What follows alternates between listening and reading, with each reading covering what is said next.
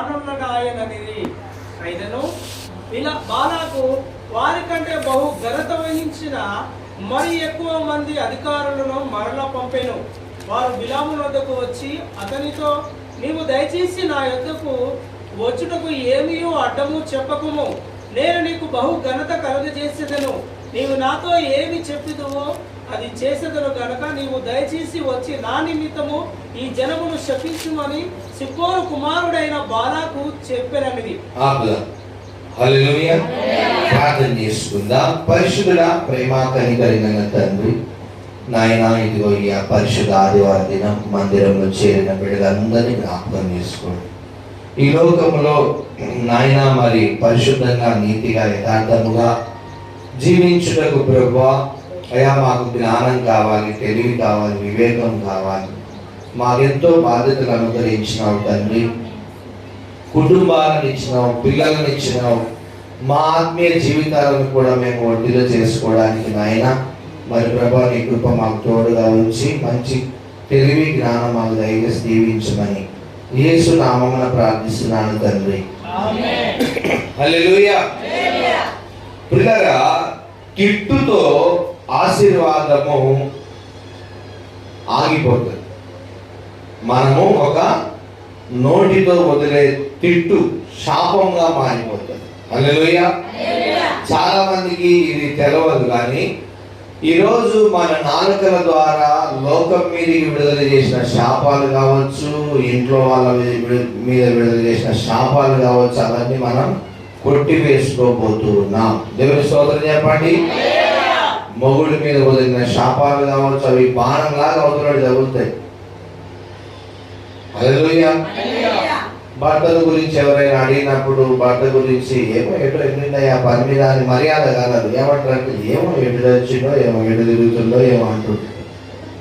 First ఆ శాపం నీ నోట్లోంచి పోతుంది. నువ్వు అనుకుంటావు ఆయన తగులుతుందని, ఆయన కంటే ముందు నీ పెదాలకు తగులుతుంది. ఫస్ట్ నీ జీవితాన్ని తగులుతుంది, నీకు తెలియదు. నీ శాపం నీ నోట్లోంచి వచ్చిందంటే ఫస్ట్ తగిలేది ఎవరికి? మనకే. ఫస్ట్ మన శరీరానికే తగులుతుంది. ఆ శాపం ఫస్ట్ తగిలేది ఎవరికి? ఎక్కడి నుంచి వెళ్తుంది ఆ శాపం? మరి ఫస్ట్ వచ్చేది ఎదుటి వ్యక్తికి తగిలే కంటే ముందే మనకు తగులుతుంది. కనుక ఆ శాపం మాటలు బంద్ చేయాలి. దేవుని స్తోత్రం కాదు, తిట్లు బంద్ చేయాలి. తిట్టు చాలా భయంకరమైనది. ఒక బాణం కంటే, ఒక బాంబు కంటే డేంజర్ అయింది మనిషికి, ఎదుటి మనిషికి మీద వదిలే శాపం. ఒక దుర్భాష, ఒక దరిద్రపు మాట, ఒక పాపపు మాట, ఒక చండాలపు మాట, ఎదుటి వ్యక్తిని నిందించే మాట. ఎదుటి వ్యక్తి ఎవరు? దేవుని స్వరూపమా కాదా? నీ పక్కన ఉన్న దేవుని స్వరూపమా కాదా? మరి ఎవరు తిడుతున్నావు? నువ్వు దేవునే తిడుతున్నావు. ఎవరు తిడుతున్నావు? దేవుడు సృష్టించిన దేవుని స్వరూపంలో ఉన్న మనిషినే నువ్వు తిడుతున్నావు. కాబట్టి దేవుని ఆశీర్వాదాలు రావు. ఈరోజు మన మందిరంలో ఉన్న బిడ్డలందరికీ దేవుడు ఆ శాపపు కాడులు విరగొట్టి నాలుకలను పవిత్రపరచును గాక. ఆమేన్. ఈ బాలాకు బిలాము గురించి మనం ధ్యానం చేయబోతున్నాం. ఈ బాలాకు బిలాము గురించి ధ్యానం చేస్తున్నాం.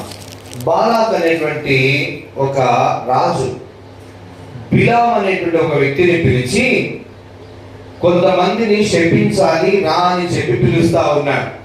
ఈ బిలాం ఏమో లేదు, దేవుడు నాకు చెప్పలేదు, నేను రాను అని బిలాం ఆగుతుంటే, మళ్ళీ ఆ బాలాక్ అనేటువంటి వ్యక్తి ఏం చేస్తాడంటే మళ్ళీ కొంతమందిని పంపి తొందరగా రా, వచ్చి ఈ ప్రజలను శపించు అంటున్నాడు.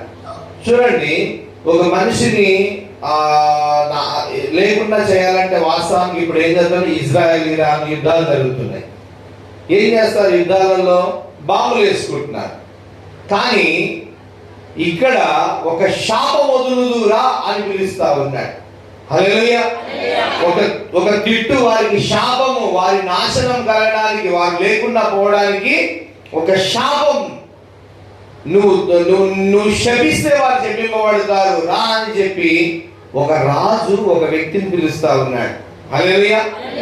ఈ వ్యక్తి పేరు బిలాము. ఏం పేరు? బిలాం. ఈ బిలాం ఏంటిదంటే ఇతను దేవుని చేత ఆశీర్వదింపబడిన వాడు. గమనించాలి, దేవుని చేత ఆశీర్వదింపబడిన వాడు ఎవరిని శపించినా శాపము తగులుతుంది. మీరు ఎవరిని శపించినా శాపం చాలా గట్టిగా తగులుతుంది. లోకంలో ఉన్న వాళ్ళకంటే మీరు ఈ శాపం చాలా గట్టిగా ఉంటుంది. చూడు, బాలాక్ అనేటువంటి వ్యక్తి అతను శపించవచ్చు కదా, కానీ అతని శాపంలో శక్తి లేదు. దేవుని చేత ఏర్పరచబడి అభిషేకించబడిన వాడు శపిస్తే తగులుతుందని బాలాకుకు తెలిసి బిలాం అనేటువంటి వ్యక్తిని పిలిచి, రా ఈ ప్రజలను ఎవరు శపించమంటున్నారు? దేవుని ప్రజలను శపించమని చెప్తున్నారు. దుష్టుడు ఓర్వలేడు.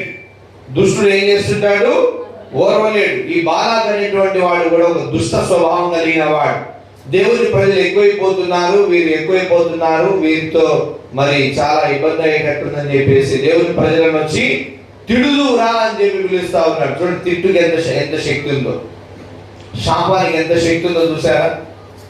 కొన్నిసార్లు మనం కూడా భయపడతాం. ఏదైనా గొడవ జరిగినప్పుడు ఎదుటి మనిషి మనం తిడుతుంది, ఏమంటని? నీ ఇల్లు నాశనంగాను అన్నప్పుడు ఆ మాట ఊకే గుర్తుకొస్తుంది మరి. నిజమా అబద్ధం మాట? అంత మాట అన్నది, ఎంత మాట! అవును, మనిషి నాలుకలోంచి విడుదలయ్యే శాపపు మాటకి శక్తి ఉంది. దాని నుంచి తప్పించుకోవాలి.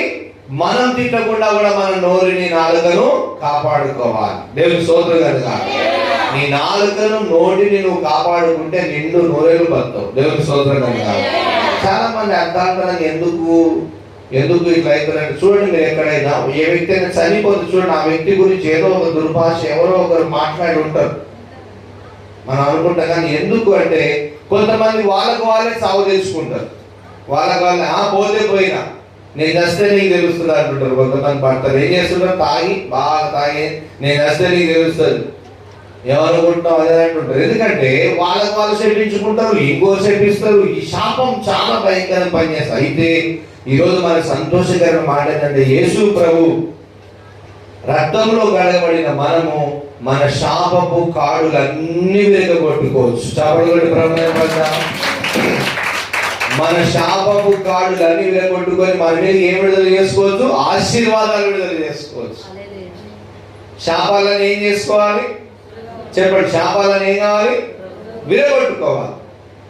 ఎక్కడి నుంచి వదిలి అన్ని బాణాలని ఎక్కడి నుంచి?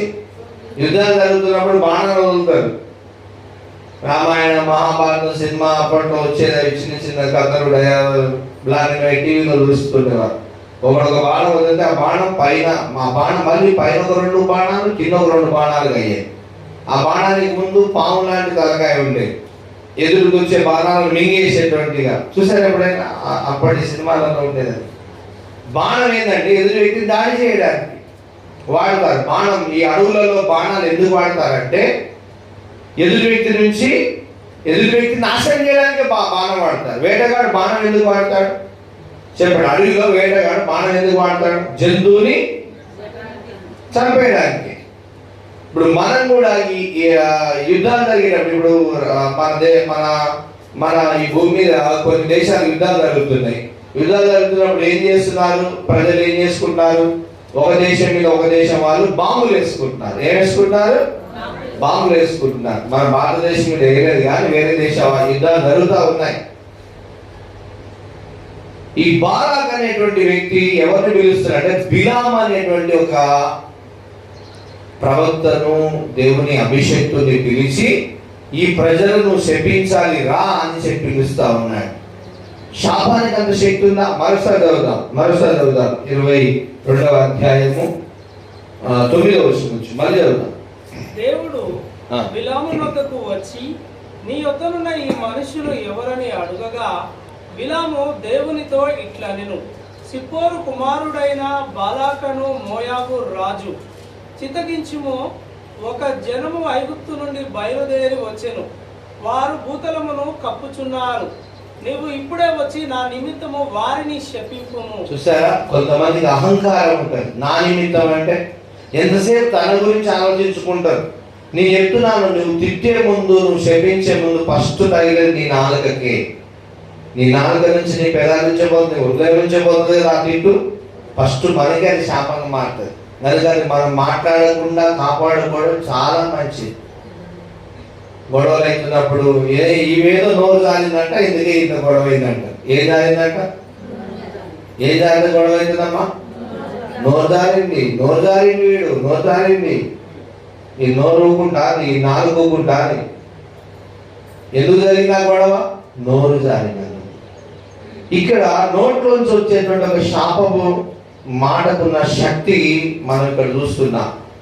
ఎవరంటున్నాడు? బాలాక్ అనేటువంటి మోయాబు దేశం రాజు బిలాముతో, నీ వచ్చి ఈ ప్రజలను నా నిమిత్తం శపించు. నా అంటే అహంకారం ఉంటుంది ఇక్కడ, గుర్తుపెట్టుకోండి. ఎంతసేపు శ్రీగారా, ఎంతసేపు మీరు పక్కింతో గొడవ పెట్టుకున్నప్పుడు గుర్తుపెట్టుకోండి, మీ పిల్లలు ఉంటారు, వాళ్ళు శాపాలు వదిలితే వీళ్ళు తగులుతాయి. ఎంతసేపు మీరు మీ పంతాలు నేనంటే ఏమనుకున్నామని కొంగు ముడేసి కొంగు గట్టిగా కట్టుకొని తిడతా ఉంటారు. తిట్టేటప్పుడు వాళ్ళు ఫస్ట్ చేసే పని ఏంటంటే కొంగు తీసి, సార్ నేనంటే ఏదో నీకు తెలవాలని, ఇంకా దానికి ఒక పెద్ద ఆమె ఏదో బరిలో దిగినంత, కబడ్డీ పోటీకి దిగినంత ఫీలింగ్ లోపల కొంగు ముడేస్తారు. తర్వాత జుట్టు తీసి మొత్తం కట్టేస్తారు. ఇంకా ఎక్కడ గొడవ జరిగినప్పుడు ఆమె జుట్టు, నా జుట్టు ఆమె అందొద్దని అట్టుకుంటుంది శాపాలు వదిలేటప్పుడు. అంతేనా కాదు? అంటే లోకంలో, సార్ మీరు కాదు, లోకంలో గొడవ చేసినప్పుడు ఏం చేస్తారు? స్త్రీలు ఎక్కువగా కొంగు తీసి గట్టిగా నడుము చెక్కేస్తారు. తర్వాత ఏం చేస్తారు? ఏమంటే జడ ఇట్లా అని జడ గట్టిగా చుట్టుకొని ఇంకా రామే చూద్దామంటారు. అప్పుడు ఏం జరుగుతుందంటే మాటల యుద్ధం జరుగుతుంది. ఏం జరుగుతుంది? ఈమె అహంకారంతో ఎదురు వ్యక్తిని తిట్టినప్పుడు, ఎదురు వ్యక్తి తన అహంకారంతో తిట్టినప్పుడు అది పిల్లలకి శాపం వెళ్ళిపోయే ప్రమాదం ఉంటుంది. అందుకే ఇక్కడ బాలాకు చెప్తున్నాడు, నా నిమిత్తం అంటున్నాడు. నా రాజ్య నిమిత్తమో, నా దేశ నిమిత్తమో, నా క్షేమం నిమిత్తం అంటలేడు. నా నిమిత్తం ఈ జనులను శపించాలి రా అని ఒక వ్యక్తిని పిలుస్తా ఉంటే ఆ వ్యక్తి పోలే. బిలాము అనేటువంటి వ్యక్తి పోలే. తర్వాత ఏమంటున్నాడు? 12వ వచనం చూద్దాం మనం. అందుకు దేవుడు నీవు వారితో వెళ్ళకూడదు, ఆ ప్రజలను శపింపకూడదు. ఎవరంటున్నారు? దేవుడు బిలాము అనేటువంటి వ్యక్తితో అంటున్నాడు. బిలామును బాలాక్ అనేటువంటి వ్యక్తి పిలుస్తున్నాడు, రా నువ్వు వచ్చి శపించు అంటున్నాడు. వింటున్నారా? కొన్నిసార్లు మనం కూడా ఏం చేస్తాం? రా కాదు, నా ఏమంటరా, దాని సంగతి చూస్తా, నువ్వు ఉంటేనే నేను మాట్లాడతా. అవునా? నువ్వు ఉంటేనే ఏదన్నా నువ్వు రావాలి. మమ్మల్ని కూడా పిలుస్తుంటారు అప్పుడప్పుడు. నేను అక్కడ గొడవ జరుగుతుంటే మామూలుతోటి, మా బాబాయ్ తోటి, నువ్వు రా, నువ్వు వస్తే వాళ్ళ సంగతి చూస్తా అని అంటుంటారు కదా. తోడు తీసుకెళ్తుంటారు కదా కొంతమందిని. ఇక్కడ అంటున్నాడు బాలాక్ అనేటువంటి వ్యక్తి. ఇక్కడ విషయం ఏంటంటే బాలాక్ అనేవాడు మోయాబు దేశం రాదు, అన్యుడు. గమనించాలి, అన్యుడి నాలుకల శక్తి లేదు. అన్యుడు శక్తిస్తే శాపం తగలదు. అన్యుడు తెలిసిపోయింది బాలాక్కి. ఎవరు పిలుస్తున్నాడు? దేవుని బిడ్డ, ఈ అభిషిక్తుడైన ఈ బిలాము వచ్చి తిరిగితే ఆ శాపం పనిచేస్తుందని చెప్పేసి. చూడండి కుయుక్తి ఎలా ఉంటుందో. కొన్నిసార్లు నీ రక్త సంబంధులలో, నీ ఇంటి వారి మధ్యలో గొడవ జరిగేటప్పుడు నిన్ను సాతాను పిలుస్తుంది. నిన్ను సాతాను అక్కడ తీసుకెళ్తుంది, జాగ్రత్త. అది వాళ్ళనేదో గొడవ ఉంటుంది. ఆ గొడవలో నిన్ను పిలుస్తారు.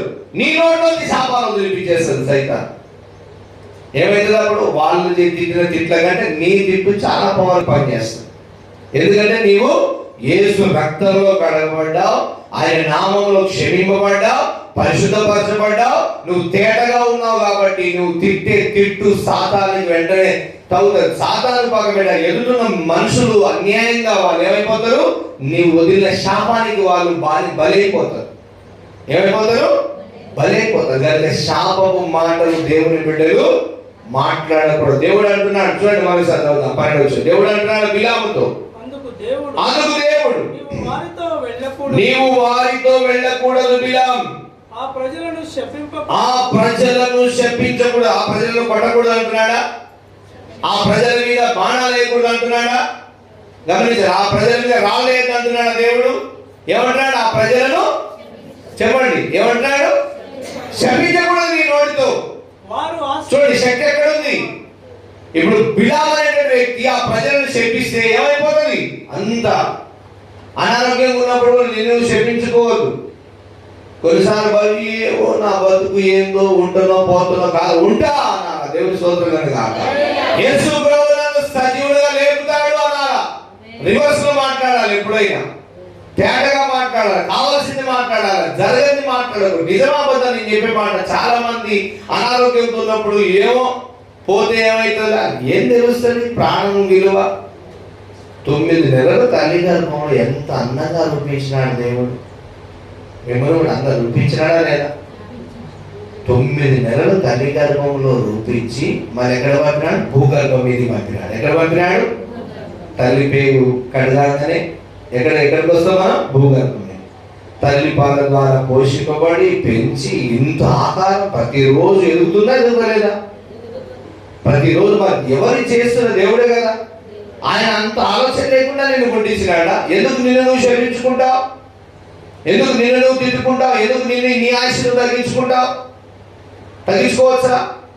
దేవుడు ఇచ్చినంత మటుకు ఆయుష్ను మంచిగా బతకాలి అని అనుకోవాలి. మంచి హృదయంతో ఎట్లుండాలంటే నీ హృదయపూర్వకంగా పక్క వ్యక్తిని ఆశీర్వదించాలి. దేవుని సోదరులుగా పక్క వ్యక్తిని ఆశీర్వదించేటప్పుడు ఫస్ట్ ఆశీర్వాదం నీకే వస్తుంది. ఇంతకు ముందు ఏమన్నారు? శాపం వదిలినప్పుడు శాపం నీకు కలుగుతుంది. ఆశీర్వాదం నువ్వు మాట్లాడినప్పుడు ఆశీర్వాదం నీకు వస్తుంది. ఎప్పుడు ఆశీర్వాదం మాట్లాడుతున్నారు. శాపాలకి మనం పోవద్దు. హల్లెలూయా. శపించుకోవడాలు, తిట్టుకోవడాలు. కానీ ఈరోజు మీ నాలుకల ద్వారా విడుదల చేసిన ప్రతి శాపాన్ని యేసయ్య విరగొడుతున్నాడు. దేవుని స్తోత్రం. యేసయ్య ఏం చేస్తున్నాడు?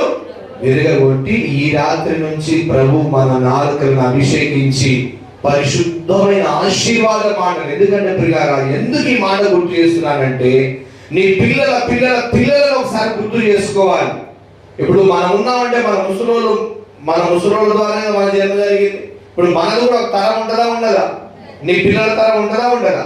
తర్వాత పిల్లల తరం ఉంటుందా ఉండదా? ఆ తర్వాత తరం ఉంటుందా? అవన్నీ జాగ్రత్త పెట్టుకొని మాట్లాడాలి. అవన్నీ గుర్తు పెట్టుకొని మాట్లాడాలి. కానీ బాగా ఏం చేస్తున్నాడు? నా నిమిత్తం వచ్చి శపించు అంటున్నాడు. బిలాముతో దేవుడు మాట్లాడుతున్నాడు. నీవు ఆ ప్రజలను శపింపకూడదు, వారితో పాటు నీవు వెళ్ళకూడదు అని చెప్పి ఏమంటున్నాడు చూద్దామా. అయితే అందుకు దేవుడు నీవు వారితో వెళ్ళకూడదు, ఆ ప్రజలను శపింపకూడదు, వారు ఆశీర్వదింపబడిన వారు అని. హల్లెలూయా. వారు దేవుని చేత ఆశీర్వదింపబడిన వారు. వారిని మరలా నువ్వు శపించి ఆశీర్వాదాలను దూరం చేయకూడదు. చూడండి, అందరూ చెప్పండి ఆశీర్వాదం. చెప్పండి ఆశీర్వాదం ఉంది, దేవుని ఆశీర్వాదం ఉంది, సాధారణ శాపం ఉంది. ఎక్కడ పెట్టినాడు? అవి రెండు రావాలంటే ఎక్కడి నుంచి జరుగుతుంది కార్యం అంతా? నోటి మాటతో శపిస్తే శాపమే. కొంతమంది కుటుంబాలలో కొన్ని ఏళ్ల నుంచి కొన్ని శాపము ప్రభావాలు జరుగుతుంటాయి. యేసయ్య ఎందుకు నేను అభిషేకించాడు, ఎందుకు ఆశ్రయించాడు? ఆ శాపం విరగొట్టడానికి. చెప్పడం ఇప్పుడు నీ తరాల శాపము నీ ద్వారా విరగొట్టి నీ ద్వారా 1000 తరాలను ఆశీర్వదించడానికి యేసయ్య నిన్ను ఏర్పరచుకున్నాడు. హల్లెలూయా. సంతోషమా కాదా? అది ఇప్పుడు మనం ఏం చేయాలి? మన నాలుగుకి ఏం పని పెట్టాలి? ఆశీర్వాద మాటలే. నీవు, నీ కొడుకుల కొడుకులు, పిల్లలు తరాలు దీవించబడడానికి ఈ తరములో యేసయ్య నిన్ను పట్టుకున్నాడు, నీ చెయ్యిని పట్టుకున్నాడు. దేవుని సోదరులు కాక సంతోషమైన మాట కాదా? ఈ సంతోషకరమైన మాటను మనం చాలా జాగ్రత్తగా మనం జీవించాల్సి ఉంటుంది. దేవుని స్తోత్రం కాక. చూద్దాం. అందుకు దేవుడు నీవు వారితో వెళ్ళకూడదు, ఆ ప్రజలను శపింపకూడదు, వారు ఆశీర్వదింపబడిన వారు అని బిలాముతో చెప్పాను. కాబట్టి బిలాము ఉదయమున లేచి బాలాకు అధికారులతో మీరు మీ స్వదేశమునకు వెళ్ళుడి. చక్కగా చెప్పాడు. ఇక వెళ్ళిపోండి, మీరు నా దేవుడు రావద్దన్నాడు, ఎవరిని ఏమి శపించకూడదు అన్నాడని చెప్పి పంపించేశాడు బిలాము అనే వ్యక్తి. కానీ మరలా బాలాకు కొంతమందిని పంపించి నీకు ఘనతనిస్తాము, నీకు మంచి పేరు ఇస్తాము రమ్మని చెప్పి పిలిచినప్పుడు వెళతాడు. ఇదంతా చదివి వినిపించడానికి మీకు సమయం లేకపోతే సరికాదు కాబట్టి గుర్తు చేస్తున్నాడు. పిలిస్తే వెళతాడు. దేవుడు వెళ్ళమంటాడు. అయ్యా ఇది చదువున్న వాళ్ళకి వచ్చి అండర్లైన్ పెట్టుకోండి. దేవుడే వెళ్ళమంటాడు. ఇష్టం వచ్చినట్టు వెళ్తాడు. దేవుడే వెళ్ళమంటాడు. వెళ్ళిన తర్వాత ఆయన ఆ గాడిద మీద వెళ్తా ఉంటాడు. ఆ గాడిదకి ఎదురుగా ఒక దూత, ఒక కత్తి పట్టుకుని ఉన్న దూత కనబడుతుంది, ఇతను కనబడుతుంది. కొంచెం ఆయన గాడిదని కొడతాడు, గాడిద అరుస్తుంది. గాడిదకి దేవుడు మాటిస్తాడు, మాట్లాడే శక్తిని ఇస్తాడు. సోదరు చెప్పండి. జంతువులతో కూడా దేవుడు మాట్లాడిస్తాడు, గాడిదకి మాట్లాడిస్తాడు. గాడిదతో మాట్లాడినప్పుడు తర్వాత ఈ బిలాము కన్నులు తెరవబడతాయి, దూతను చూస్తాడు. ఏం చేయాలని చెప్పారు దేవుడు చెప్తుంటాడు అన్ని. అది ఈ రోజు మన అంశం ఏంటంటే, నీ నాలుకకున్న శక్తిని నువ్వు గ్రహించి నీ కుటుంబంలో ఆశీర్వాదమే వచ్చేటట్టుగా చూసుకో. దేవుని స్తోత్రం కనుక. శాపపు కాడులు ఉంటాయి, కానీ దాన్ని నువ్వు ఏం చేయాలి? విరగొట్టాలి. దేని విరగొట్టాలి? శాపాలను విరగొట్టుకోవాలి, ఆశీర్వాదాన్ని పలకాలి. హల్లెలూయా. కీర్తన 10:7 ఈరోజు మన అంశం ఏంటంటే, నీ నాలుకకున్న శక్తిని నువ్వు ఉపయోగించాలి. హల్లెలూయా. గడిచిన దినాల్లో అప్పులైనయా? బాగా అప్పులు కాకుండా మాట్లాడు. అప్పులన్నీ తీరిపోవాలి, త్వరగా అద్భుతాలు జరుగుతాయి, దేవుడు చేస్తాడు. దేవుడు స్తోత్రం కాదు. చూద్దాం కీర్తన 10:7. వారి నోరు శాపముతోను కపటముతోను వంచనతోను నిండి ఉన్నది. వారి నాలుక కింద చేటును పాపమును ఉన్నవి. హల్లెలూయా. తర్వాత తామున్న పల్లెల యందలి మాటు చోటులలో పొంచియుందురు, చాటైన స్థలములలో నిరపరాధులను చంపుదురు. వారి కన్నులు నిరాధారులను పట్టుకొనవలనని పొంచి చూచును. గుహలోని సింహము వలె వారు చాటైన స్థలములలో పొంచియుందురు. బాధపడు వారిని పట్టుకొన పొంచియుందురు. బాధపడు వారిని తమ వలలోనికి లాగి పట్టుకుందురు. కాగా నిరాధారులు నలిగి వంగుదురు. వారి బలత్కారము వలన నిరాధారులు కూలుదురు. నాలుకకు ఎంత శక్తి ఉందంటే, మరోసారి 7వ వచనం. వారి నోరు శాపముతోను. చూడండి నోట్లో ఏముందంట? నోరు దేంతో నింపుకునే ప్రమాదం ఉందంట? శాపముతో. ఇప్పుడు చెప్పండి, శాపము ఎక్కడి నుంచి వస్తుంది? పై నుంచి వస్తుందా? భూమి నుంచి వస్తుందా శాపం? చెప్పాలి. ఒక మనిషి మీద శాపము గాడి ఎట్లా వస్తుంది? పై నుంచి వస్తుందా? భూమి నుంచి వస్తుందా? చుట్టుపక్కల చెట్లతోని రాళ్లతో వస్తుందా శాపం? ఒక మనిషి నోట్లోంచి నాలుకలోంచి ఎదుటి వ్యక్తికి శాపం వస్తుంది. జాగ్రత్త పడండి. దేవుని స్తోత్రం. జాగ్రత్త. నాలుకను బాగా కాపాడుకోవాలి. హల్లెలూయా. నాలుకను కాపాడుకోవాలి. భర్తను బాగా గౌరవించాలి. గుర్తుపెట్టు, భర్తను బాగా గౌరవించాలి. భర్త లేడా ఇంట్లో పిల్లల్ని గౌరవించాలి. ఎందుకంటే మనకిచ్చిన ఈ జీవితం ప్రతీది దేవుడి మీద రాయబడుతుంది.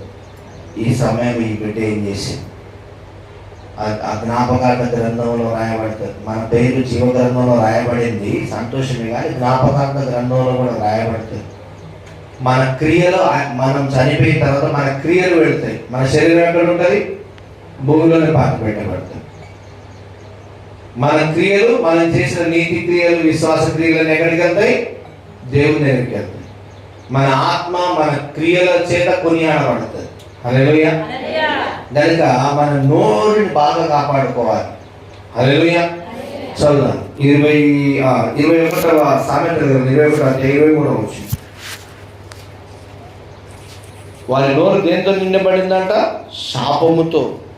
శాపముతో శపిస్తూ ఉంటారు కొంతమంది. అయితే అలాంటి వాళ్ళ దగ్గర తప్పించుకోవాలి. లేకపోతే ఎవరైనా ఏదైనా గొడవ అయినప్పుడు ఏమంటే మీరు ఏం చేయాలి? ఇంటికి వెళ్ళి ప్రార్థన చేసుకోవాలి. సామెతలు 22వ అధ్యాయం 21-23. నోటిని నాలుకను భద్రము చేసుకొనివాడు శ్రమల నుండి తన ప్రాణమును కాపాడుకొనును. ఏం భద్రం చేసుకోవాలంటమ్మా? ఏం భద్రం చేసుకోవాలా? అందరూ చెప్పండి. నా నోటిని, నా నాలుకను భద్రం చేసుకోవాలి. అప్పుడు నేను, నా ఇంటి వారు కాపాడబడతారు. నిజమైన మాట. ఏం కాపాడుకోవాలి? నోరు జాగ్రత్త, నాలుక జాగ్రత్త. నోరు జారిన ప్రమాదమే, నాలుక జారిన. నోట్లో మనం ఇప్పుడు సామెతలు చూసాము, ఆ కీర్తన 10:7 చూసాము. వారి నోరు దేంతో నింపుకున్నారంట? మన నోరు దేంతో నింపుకోవాలి? చెప్పాలి. మన నోరు దేంతో నింపుకోవాలి? ఆశీర్వాదంతో నింపుకోవాలి. హల్లెలూయా. దేంతో నింపుకోవాలి సంఖ్య? ఆశీర్వాదమే. దేంతో నింపుకోవాలి? ఆశీర్వాదమే. నిద్ర లేచిన దగ్గర నుంచి, ఇద్దరు పిల్లలు ఉన్నారా? ఆ పిల్లల మీద నిద్ర లేవగానే వాళ్ళ ఇద్దరు పిల్లల మీద చేయబెట్టి ప్రార్థన చేయాలి. ప్రభువా నా బిడ్డలను దీవించు, ఆశీర్వదించయ్యా, బిడ్డల మంచి తెలివి అయ్యా, ఎదుగు ఆటల్లో కృప చూపయ్యా. తల్లులారా, నిద్ర లేవగానే పిల్లల మీద చేయబెట్టి ప్రార్థన చేయాలి. లేకపోతే అంత దూరంలో పడుకొని ఉన్నారా, వాళ్ళ కొరకు ప్రార్థన చేయాలి. నీ భర్త కొరకు ప్రార్థన చేయాలి. చూడాలి, ఇక్కడ చూడాలి. భర్త కొరకు ప్రార్థన చేయాలి, పిల్లల కొరకు ప్రార్థన చేయాలి. హల్లెలూయా. నీ కొరకు ప్రార్థన చేసుకోవాలి, నీ పిల్లల క్షేమం కొరకు ప్రార్థన చేయాలి. నీ నాలుక పొద్దునే దేంతో నింపాలి? ఆశీర్వాదంతో నింపాలి.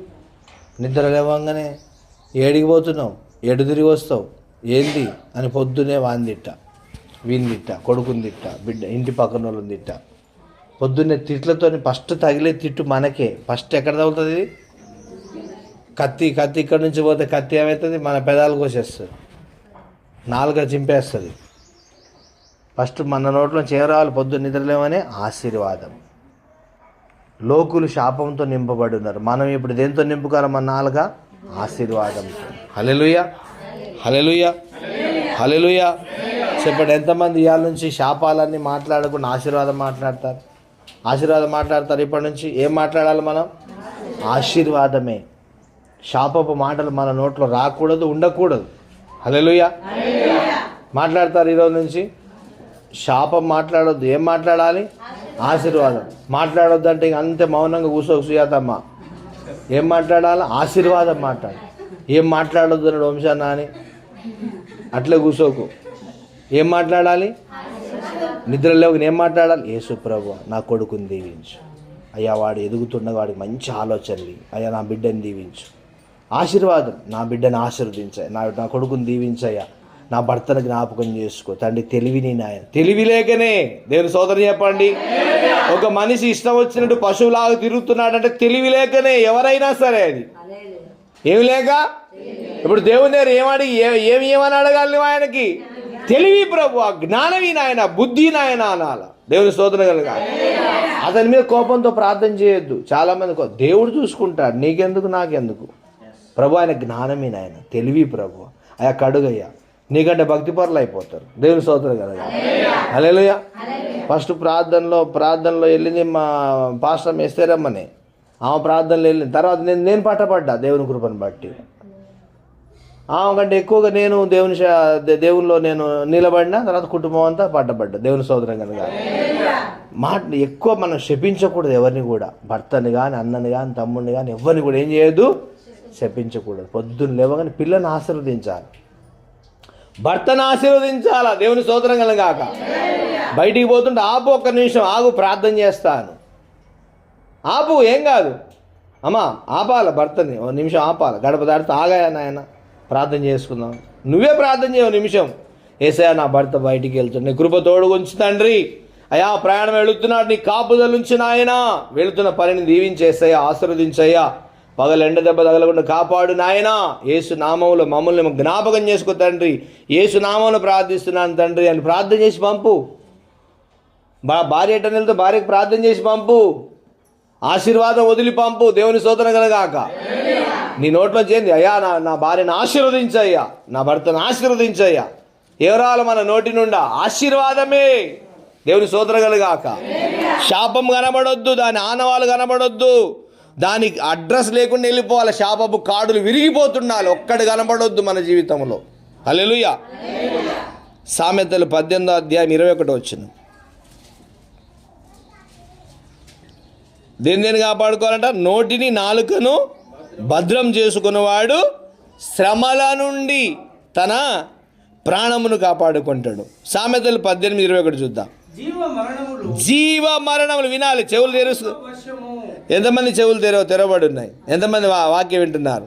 చూడండి, ఆ జీవ మరణము జీవ మరణములు నాలుక వశము. వామ్మ, ఎవరి వశం అంట? ప్రీతి పడువారు దాని ఫలము తిందురు. హల్లెలూయా. జీవముంది నాలుక ద్వారా, ఏముందండి ఇంకోటి చెప్పాలి గట్టిగా. మైక్ లేదు నా దగ్గర, నేను మాట్లాడతలేనా? నాకంటే ఎక్కువ మీ గొంతు, మీరు కూడా మాట్లాడాలి. జీవ మరణములు ఏ వశంలో ఉన్నాయంట?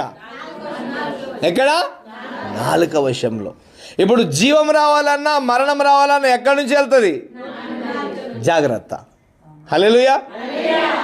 దేన్ని కాపాడుకోవాలి? నాలుకని, నోటిని, నాలుకని కాపాడుకున్నవాడు భద్రంగా బతుకుతాడు.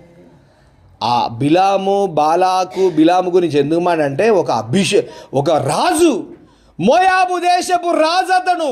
బాలాకు రాజుకు లేదు శాపం పలికే శక్తి, దేవుని బిడ్డకు ఉందని తెలుసుకొని దేవుని బిడ్డను రా వాడిని శపించు అంటున్నాడు.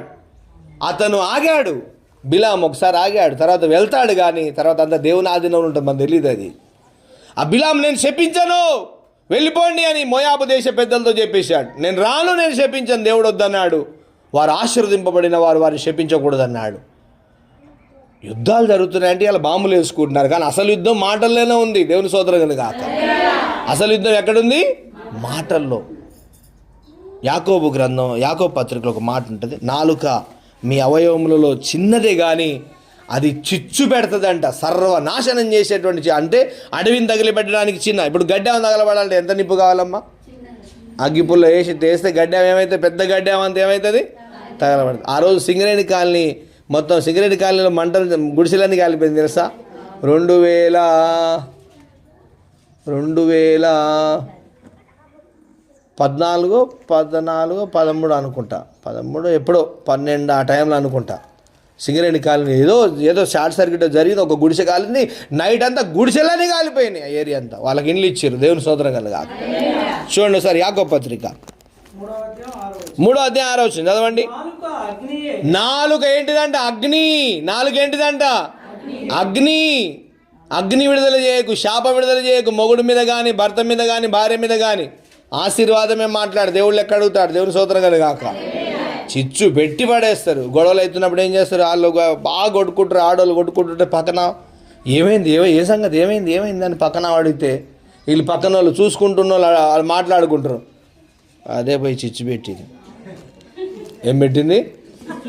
నిప్పు పెట్టలే, నిప్పు తీసుకొని పోలే. ఏం చేసింది? నాలుకతో వదిలింది అగ్ని. కథం, గొడవ అయిపోతుంది. గొడవ అంటారా అనరా? పక్కన ఉన్న వాళ్ళు ఏమంటారు? గొడవ అవుతుంటుంది, ఏమంటారు?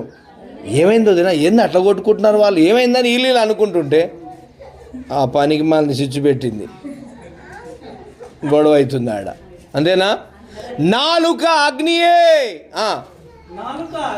నాలుక అగ్నియే. నాలుక మన అవయవములలో ఉంచబడిన పాప ప్రపంచమై. గమనించండి, సర్వ శరీరానికి నీ నోట్లోంచి వదిలే ఒక శాపపు మాట ఫస్ట్ నీకే తగులుతుంది. సర్వ శరీరమునకు మాలిన్యం అంటే ఆ శాపపు ప్రభావం ఫస్ట్ నీకే తగులుతుంది. నువ్వు ఒక్క శాపం వదిలినంటే ఫస్ట్ తగిలేదు నీకే. నువ్వు అనుకుంటున్నావు వాడిని తిట్టినా, నువ్వు అనుకుంటావు కాదు. ఫస్ట్ నీ నాలుకకు తగులుతుంది, నీ నోటు ఫస్ట్ నీ హృదయంలో తగులుతుంది. నీ హృదయంలోంచి వస్తుంది కదా బయటికి. ఎక్కడి నుంచి వస్తుందమ్మా? మనసులోంచే కదా వచ్చేది. మా మనసు ఏమైపోతుంది? మాలిన్యం అయిపోతుంది. మనసు ఏమైపోతుంది? తిట్టుకోవద్దు భార్య, ఎన్ని బాధలను రాని దేవుని స్తోత్రం. యోబులా గడిపేయాల, దేవుని స్తోత్రం కనుగాక. హల్లెలూయా. ఏం చేయాలా? మాలిన్యం కలగజేసుకుంటాం. తర్వాత ప్రకృతి చక్రమునకు చిచ్చు పెట్టును, అది నరకము చేత చిచ్చు పెట్టబడును. అది నరకము చేత పెట్టబడును. హల్లెలూయా, హల్లెలూయా. నిన్ను మలినం చేసుకోవద్దు, నీ ముందోనికి శాపం వదలొద్దు. ఏం కాపాడుకోవాలమ్మా? చెప్పాలి. నా నోరు, నాలుక అంటే ఎవరు నాలుక? నా నాలుక అనాలా? ఏమన్నా ఏం కాపాడుకోవాలమ్మా? ఏం కాపాడాలి సంధ్య? ఏం కాపాడుకోవాలి? నా నాలుక. చపలు కొట్టండి. నాలుకలు ఉన్నాయి. నీ నాలుక కాపాడుకొని పక్కన అనడం కాదు, ఫస్ట్ మన నాలుకను మనం కాపాడుకోవాలి. నీ నాలుకని, నీ నోరును, నీ నాలుకను కాపాడుకో, భద్రంగా బతావు. ఏదైనా మాట్లాడుకుంటే పక్కకి వెళ్ళిపోవాలి, వినకూడదు. తెలుసా మీకు, వ్యర్థమైన మాటలు కూడా మనం వినకూడదు. వింటే కూడా మనకు అది మైండ్లో ఒకటే గుర్తుకొచ్చి మన సర్వ శరీరానికి మాలిన్యం కలగజేస్తుంటాయి. వాళ్ళు తిట్టుకుంటున్న మాటలు విన్నావు అనుకో, కొంతసేపు వాళ్ళు తిట్టుకుంటున్న అన్నీ నీకు గుర్తుకొచ్చి ఎవరి మనసు పాడవుతుంది? వాళ్ళు బాగానే ఉంటారు అక్కడ, ఎవరి మనసు పాడవుతుంది? విన్నా గుర్తు చేసుకున్న మన మనసు పాడవుతుంది. కనుక మనం ఏం చేయాలి? ఎక్కువగా దూరం ఉండాలి. ఎందుకంటే దేవుని చేత ప్రత్యేకింపబడిన వారికి అంత శక్తిని దేవుడు ఇచ్చినాడు. హల్లెలూయా. ఈ పరిశుద్ధాత్మ ప్రజలందరూ అభిషేకించడానికి ఏ అభిషేకం ఉన్నదో మనం వాక్య ధ్యానంలో చూద్దాం. అపోస్తలుల కార్యం 2వ అధ్యాయం 3వ వచనం. ఈ అభిషేకం అంటున్నారు కదా, దేవుడి అభిషేకం. దేవుని స్తోత్రం కలుగాక. ఎంతమంది కావాలి దేవుని అభిషేకం? దేవుని అభిషేకం ఫస్ట్ దేనికి ఇస్తాడు తెలుసా? మన బట్టలకు కాదు, మన బట్టలకు అభిషేకం కాదు, మన తలకు కాదు, మన చేతులకు కాదు, మన కాళ్ళకు కాదు, మన సర్వశరీరానికి కాదు. ఫస్ట్ ఆయన అభిషేకించేది నాలుకను అభిషేకిస్తాడు. నాలుకను అభిషేకించడానికే పరిశుద్ధాత్ముడు ఆ మేడగదిలో దిగొచ్చి వారి నాలుకలను అభిషేకించినాడు. ఎందుకు? జీవమరణాలు నాలుక వశం. హల్లెలూయా. జీవమరణాలు నోరును నాలుకను కాపాడుకున్నాడు, బతుకుతాడు. ఇప్పుడు వీళ్ళంతా ఆత్మలో శక్తి పొందుకోవాలంటే ఏ అభిషేకం కావాలి? అగ్ని జ్వాలల నాలుకల అభిషేకం. అపోస్తలుల కార్యం 2వ అధ్యాయం 3వ వచనం. మరియు అగ్ని జ్వాలల వంటి, అంటే అగ్ని జ్వాలలు, అగ్ని మంటలు ఉంటాయి కదా, అలాంటి నాలుకల వలె అగ్ని జ్వాలల వంటి నాలుకలు విభాగింపబడినట్లుగా వారికి కనబడి వ్రాలగా అందరూ పరిశుద్ధాత్మతో నిండిన వారై ఆ ఆత్మ వారికి ఏమిచ్చిందంట? వాక్శక్తి. పరిశుద్ధాత్మతో అభిషేకం పొందుకున్న తర్వాత ఏ శక్తి వస్తుందంటే నీకు నీ నాలుకకు, నీ నోటికి శక్తి వస్తుంది. దేవుని స్తోత్రం కలుగాక. బిలాముకి శక్తి ఉందా? బిలాము నోటికి శక్తి ఉంది, నాలుకకు శక్తి ఉంది. బాలాకు గమనించి రా నువ్వు తిట్టు అంటున్నాడు, బిలాము ఆపేశాడు. హల్లెలూయా. ఏమన్నాడు గుర్తుందా? బాలాకు ఏమన్నాడు? రా వచ్చి ఈ జనులను శపించు అంటున్నాడు. అన్నాడా లేదా? బిలాము ఏమన్నాడు? నేను రాను, దేవుడు నాతో చెప్పాడు, వారు దేవుని చేత ఆశీర్వదింపబడిన వారు, వారిని నేను శపించను. చూడండి, శాపముకు ఆశీర్వాదం. మన నాలుకలో నుంచి విడుదల చేసేదానికి శాపమైన తగులుతుంది. అదే నాలుక నుంచి మనం దేవుని శక్తితో నింపబడి మనం పలికితే ఆశీర్వాదం కూడా ఉంటుంది. ఎక్కువ మన శాపపు కట్లని విరగొట్టుకోవాలి. మనం ఏం చేయాలి? ఆశీర్వాదమే మాటలు మాట్లాడాలి. హల్లెలూయా. ఈ మేడగదిలో దేవుని యొక్క అభిషేకం దిగొచ్చినప్పుడు అందరి నాలుకలు అభిషేకించబడి వారు అన్య భాషలు మాట్లాడుతున్నారు. వారికి వాక్శక్తి ఇవ్వబడిన కొలది వారు దేవుని శక్తిని మాట్లాడుతూ ఉన్నారు. హల్లెలూయా. మరి ముఖ్యంగా ఈరోజు ప్రార్థన చేసుకు ఇంటికి వెళ్ళి ఉత్తరం ఎప్పుడే కరెంట్ షాక్ వచ్చినట్టే రాదు అనుకుంటారు చాలామంది. కానీ నువ్వు బాగా దేవుని దగ్గర సాధన చేయాలి. అయ్యా నా బుద్ధిని, అయ్యా నా బలహీన మనసు. నువ్వు ఏడవాలి నైట్, అప్పుడు ఇస్తాడు ఆయన నీకు. దేవుని స్తోత్రం కదా. నువ్వు నైట్ పోయి ఏడవాలి, చర్చిలో కాదు. వీడు అందరు రాగానే అందరు దుంకడం, అందరు ఎగరడం కాదు. నువ్వు ఇంటికి వెళ్ళి నీ బలహీనత నీకు తెలుసు, అవునా కాదా? నీ తొందరపాటు మనసు నీకు తెలుసు, ఎట్లా నువ్వు శాపాలు వదిలావో తెలుసు. అవన్నీ నువ్వు పశ్చాత్తాపడాలి. ఇంటికి వెళ్ళి ఏడవాలి. నా నాలుకను ముట్టయ్యా, నన్ను పవిత్రపరిచయ్యా, పరిశుద్ధపరిచయ్యా, నా నాలుకను అభిషేకించాయి, నా నోటి నన్ను మంచి మాటలు మాట్లాడి, ఆశీర్వాదం మాట్లాడు, కృప దయచేయి నాయన అని చెప్పాలి. హల్లెలూయా. చర్చిలో బాగానే గంతులు వేస్తారు, ఇంటికి పోయి మళ్ళీ శాపాలు వదులుతారు. మంచిదా? మీరు మంచిదా? ఎప్పుడు మన నాలుగు ఆశీర్వాదంతో ఉండడానికి దేవుని దగ్గర అడగాలి, చిన్నగా వరం అడగాలి. హల్లెలూయా. ఆయన ఇస్తాడు. నీకో టైంలో ఇస్తాడు, నాకో టైంలో ఇస్తాడు. నీ పక్కన ఒక టైంలో ఆమె వాళ్ళు వాళ్ళ ఆసక్తిని బట్టి ఉంటుంది అది. హల్లెలూయా. ఎంతమంది ఈరోజు నాలుక మీద దేవుని శక్తిని అడుగుతారు? చాలిగా లోకంలో మాట్లాడిన ఆశీర్వాద శాపపు మాటలు అన్నీ విరిగిపోవాలి. మన సర్వ శరీరము శక్తితో నింపబడాలి. నువ్వు నాలుకతో మంచి మాటలు మాట్లాడితే ఏమి తెలుసా? నీకు ఆరోగ్యం వస్తుంది. అదే అపోస్తలుల కార్యం 2వ అధ్యాయం 28 వచ్చింది, చదవండి ఒకసారి. 26 వచ్చింది, చదవండి. కావున నా హృదయము ఉల్లసించెను, నా నాలుక ఆనందించెను, మరియు నా శరీరము కూడా నిరీక్షణ కలిగి నిలకడగా ఉండు. హృదయం ఆనందిస్తుంది నీ నాలుక మాట్లాడితే, దేవుడి మాట, దేవుడి స్తోత్రం కాక. ఎంతమంది హృదయంలో ఆనందం అందుకోవాలి? దేనికి ఇచ్చినాడు పని? నీ నాలుకతో నువ్వు మంచి మాటలు మాట్లాడితే నీ హృదయం సంతోషిస్తుంది. తర్వాత నీ శరీరము కూడా దేవునికి ఎప్పుడు ఆలోచన చేస్తూ ఉంటుంది. హల్లెలూయా. మళ్ళీ చదవండి ఆ మాట, చదవండి, మీరు చదవండి. 26 వచ్చింది. కావున నా హృదయం ఉల్లసించెను, నా నాలుక ఆనందించెను, మరియు నా శరీరము కూడా నిరీక్షణ కలిగి నిలకడగా ఉండును. హృదయానికి ఏమొచ్చిందంట? హృదయానికి ఉల్లాసం అనండి, ఉల్లాసం. హృదయానికి ఉల్లాసం. నాలుక ఏమైందంట? ఆనందం. తర్వాత శరీరం సంతోషం. ప్రాణాత్మ శరీరాభిషేకం ఎక్కడుంది? నీ నోట్ నుంచి మాట్లాడే మాటల ద్వారా దేవుడి దగ్గర నుంచి పొందుకోవచ్చు. దేవుడి మాటను దీవించును గాక.